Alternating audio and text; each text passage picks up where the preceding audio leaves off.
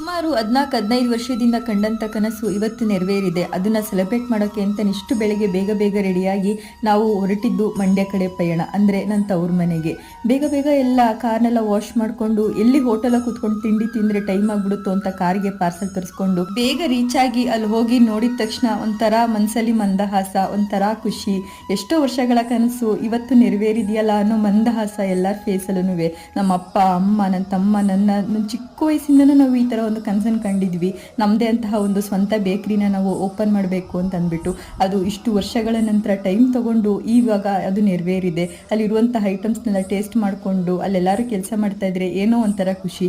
But ಲಾಸ್ಟ್ವರೆಗೂ ಇರೋಕ್ಕಾಗಲಿಲ್ಲ. ಆದರೆ next ಡೇನೇ ನಾನು ಊರಿಗೆ ಹೊರಟು ಬರಬೇಕಾಗಿತ್ತು. ಒಂದು ಒಳ್ಳೆ ಸಮಯ ಬರಲಿಕ್ಕೆ ಟೈಮ್ ಬೇಕು ಅಂತ ಎಲ್ಲರೂ ಹೇಳ್ತಾರೆ ಅಲ್ವಾ, ಆ ಒಳ್ಳೆ ಸಮಯ ನಮಗೆ ಬಂದಿದೆ ಅಂತ ಹೇಳ್ತಾ ಪೂರ್ತಿ ಲಾಗ್ ಯೂಟ್ಯೂಬಲ್ಲಿ ಅಪ್ಲೋಡ್ ಆಗಿದೆ. ಇಂಟ್ರೆಸ್ಟ್ ಇದ್ರೆ ಹೋಗಿ ಒಂದ್ಸಲ ಚೆಕ್ ಮಾಡಿ. ನೆಕ್ಸ್ಟ್ ಲಾಗಲ್ಲಿ ಸಿಗ್ತೀನಿ. ಅಲ್ಲಿವರೆಗೂ ಬಾಯ್ ಬಾಯ್.